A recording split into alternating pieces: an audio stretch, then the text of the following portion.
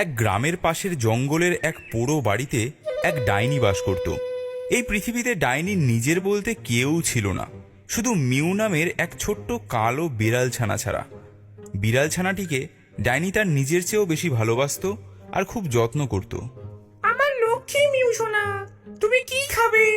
তুমি কি ছাগলের দুধ খাবে? Mu mu. সেই জঙ্গলের ধারের মাঠে গ্রামের লোকেরা ছাগল চড়াতে আসতো, কারণ সব থেকে সবুজ আর তাজা ঘাস সেখানেই পাওয়া যেত। আচ্ছা দাদা, আমি তো গ্রামে নতুন এসেছি, তা শুনেছি এখানে নাকি কাছেই এক ডাইনি থাকে। ঠিকই শুনেছ। এখানে আসতে তোমাদের ভয় করে না? আরে না, আগে ভয় করত, কিন্তু এখন আর করে না। কেন দাদা? এখানে ছাগল চড়ানোর অনুমতি ডাইনি আমাদের দিয়েছেন, সেজন্য অবশ্য প্রতিদিন এক বাটি করে ছাগলের দুধ ভেট দিতে হয় আমাদের, ওর বিড়াল ছানার জন্য। সে কি দাদা, প্রতিদিন এক বাটি ছাগলের দুধ? হ্যাঁ, আমাদের মধ্যে থেকে রোজ একজন করে ডাইনিকে ছাগলের দুধ দেয়, তাই সমস্যা হয় না। তার মানে এখানে ছাগল চড়াতে গেলে আমাকেও দিতে হবে? হ্যাঁ, সে তো হবেই। যাই হোক, আজকের দুধটা দিয়ে আসি, কালকে আবার তোমার পালা।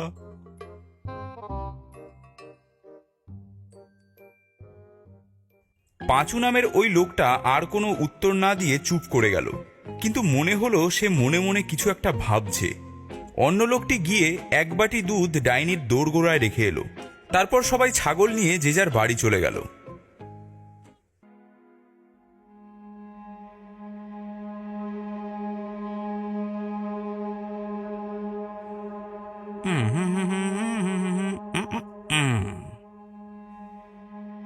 এ কি, ওটা কি করছো? শোনো, কাল আমার পালা, মানে ওই ডাইনিকে কাল আমার থেকে এক বাটি দুধ দিতে হবে। হ্যাঁ, সে তো জানি, কিন্তু ওটা কি মেশাচ্ছ? আরে আমি অত সহজে দুধ দেবো কেন? এটা কি মগের মুল্লুক নাকি? আমি এই দুধে বিষ মিশিয়ে দিচ্ছি। এই দুধ খেলেই ওই ডাইনির ছানা মরে যাবে, আর তাহলেই ওকে আর কোনোদিনও আমাদের দুধ দিতে হবে না। ওগো, ভুল কিছু করো না, পরে আমরা বিপদে পড়বো। আরে ধুর, এই যে আমার হাতে দেখছো রক্ষা তাবিজ, এটা আমি এক সাধু বাবার কাছ থেকে এনেছি, আর আমাদের এই বাড়িটাও সাধু মন্ত্র পড়ে বেঁধে দিয়ে গেছে। ওই ডাইনি আমাদের কিচ্ছু করতে পারবে না। পরের দিন ছাগল চড়ানো শেষে পাঁচু সেই দুধের বাটিটা ডাইনির দোরগোড়ায় রেখে এলো। Mu mu. বুঝেছি লক্ষ্মী সোনা, একটু দাঁড়া, আমি দুধটা নিয়ে আসি।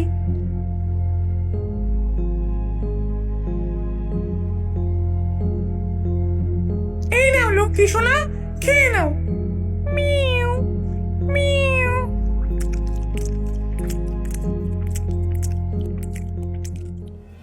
মিউ মিউ মিউ মিউ মিউ মিউ।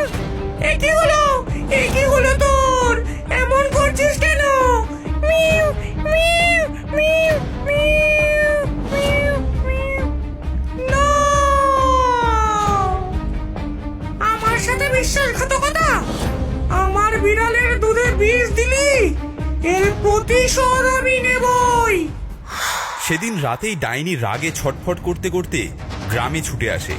তারপর পাঁচুর বাড়ি খুঁজে বের করে বাড়িতে ঢুকতে যায়, কিন্তু পারে না। মনে হয় সে যেন কোনো এক অদৃশ্য দেওয়ালে বাধা পাচ্ছে।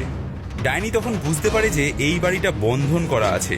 সে তখন আরো রেগে যায়, দাঁত কিরবির করতে করতে বলে, এর প্রতিশোধ আমি নেব, নেবই নেব।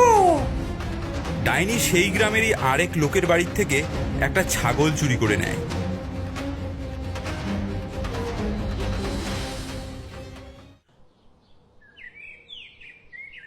পরের দিন সকালে ছাগলের মালিক দেখতে পায় তার একটা ছাগল নেই।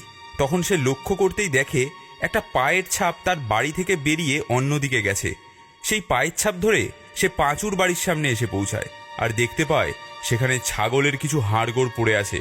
সে তখন চিৎকার করে পাঁচুকে ডাকে, এই চোর, তুই আমার ছাগল চুরি করেছিস, আমি তোকে ছাড়বো না। আরে আরে দাদা, আমি তোমার ছাগল চুরি করব কেন? আমি তো কাল বাড়িতেই ছিলাম। ঝগড়ায় কোনো সমাধান না হওয়াতে তারা দুজন মিলে গ্রামের প্রধানের কাছে গেল। ওই যে ওই ওই আমার ছাগল চুরি করেছে। আমি করিনি। আমার গোয়ালের বাইরে ওর পায়ের ছাপ পেয়েছি। আমি চুরি করিনি, ওই ছাপ আমার না, আমি বাড়িতেই ছিলাম। তাহলে কে করেছে? মনে হয় গ্রামের বাইরের ওই ডাইনি করেছে।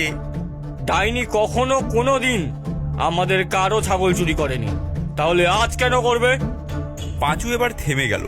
সে ভয় পাচ্ছিল যদি সবাই জেনে যায় যে দুধের সাথে বিষ মিশিয়ে ডাইনিকে দিয়েছে তবে সবাই তাকে গ্রাম ছাড়া করে দেবে, তাই সে আর কিছু বলে না। তখন প্রধান বলেন, তুমিই চুরি করেছো, আর কোনো কথা নয়। তুমি জরিমানা হিসেবে তোমার একটা ছাগল ওকে দিয়ে দেবে। হ্যাঁ?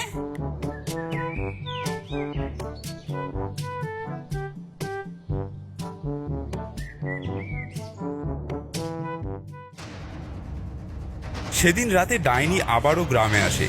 তারপর পাঁচুর রূপ নিয়ে আর এক গ্রামবাসীর একটা ছাগল চুরি করে নিয়ে পাঁচুর বাড়ির সামনে হাড়গোড় ফেলে রাখে। পাঁচু বুঝতে পারে যে এটা ডাইনিরই কাজ, কিন্তু সে কিছুই করতে পারে না। সেদিনও গ্রামের প্রধান বিচার করে তাকে আরও একটা ছাগল জরিমানা করে। এভাবে প্রতিদিন রাতেই ডাইনি ছাগল চুরি করে আর পরের দিন পাঁচুকে তার জরিমানা দিতে হয়। এইভাবে জরিমানা দিতে দিতে পাঁচুর কাছে আর একটাও ছাগল থাকে না। একদিন রাতে গ্রামের প্রধানের গোয়াল থেকেই একটা ছাগল চুরি গেল।